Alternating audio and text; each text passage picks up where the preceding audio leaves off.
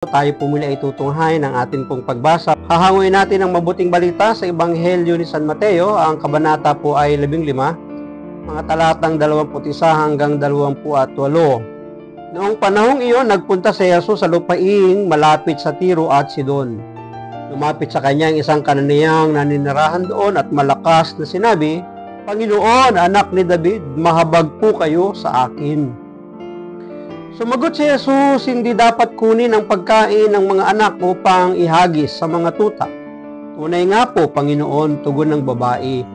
"Ngunit ang mga tuta man ay nagsisikain ng mumong nalalaglag sa hapag ng kanilang Panginoon."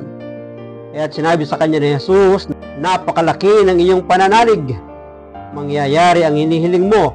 At noon di gumaling ang kanyang anak. Pagpalain ng Diyos ang pagkabasa ng kanyang mabuting balita. Napakalaki ng iyong pananalig, mangyayari ang hinihiling mo. Ito ay sa pagsusumamo at determinadong makamtan ng babae ang hinihingi niyang tulong kay Jesus.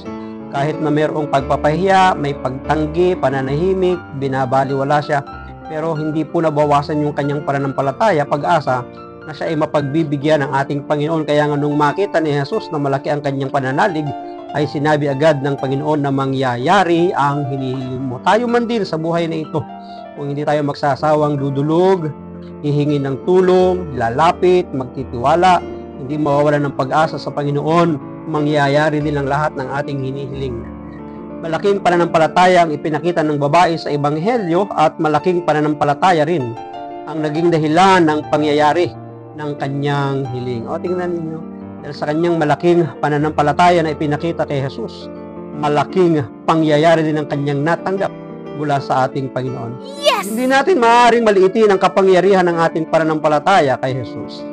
Ang tugon ng mga alagad ni Jesus at ang tugon ni Jesus sa babae ay bahagi ng pagsubok kung tunay nga ang kanyang pananampalataya. So, niloob ng Panginoon na makaharap ng babae ang kanyang mga alagad o ang mga alagad ni Jesus na siya'y sawayin, pahintuin, patigilin. Sa buhay din natin, minsan may mga taong sumasaway, nagpapatigil, di ba? Hinahadlangan tayo, pero huwag tayong magpapahadlang. Tayo po'y magpatuloy lang din. Ang panahimik ni Jesus, hindi rin naging hadlang sa babae para siya magpatuloy na humingi ng saklolo at tulong sa Panginoon. Ito'y niloob ng Panginoon para subukin yung kanyang paglapit, yung kanyang pananampalataya. Sa buhay din natin ito, maaaring dinadaanan natin yun, pero huwag kang titigil, huwag kang bibitaw, huwag kang susuko.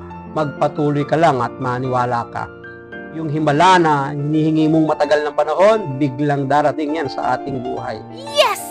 May mga pagkakataon na susubukin tayo sa buhay. Susubukan kung gaano kalaki ang pagtitiwala natin sa Diyos.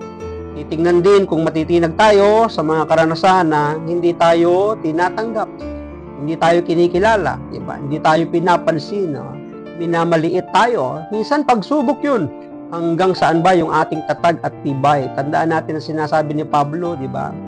Wala pang pagsubok na dumating sa lahat ng tao na hindi naranasan ng lahat ng tao, diba? Tapat ang Diyos, hindi kanya susubukin ng hindi mo kaya. Kaya mo yan, makakaya natin yan. Bakit? May tulong ang Diyos na ibibigay sa atin para mapagtagumpayan natin.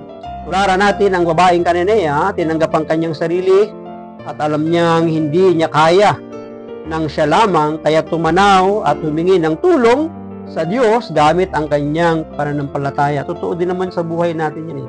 May mga bagay sa buhay na ito na hindi natin kaya kahit tayo marunong, maalam, maraming karanasan, maraming impluensya, maraming kayamanan. Kapag wala ang tulong ng Diyos, hindi po tayo magtatagumpay. Mailap ang tagumpay.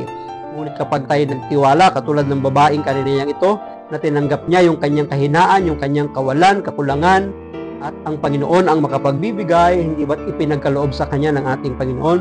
So ang panyaya sa atin ngayon ay palalimin ang ating pananampalataya sa ating Panginoon at paluguin palalo ito upang ang Diyos na nakakakita sa kaibuturan ng ating puso ay ibibigay ang ating mga minimiti, ang ating mga hiling ayon pawang sa ikabubuti ng bawat isa sa atin.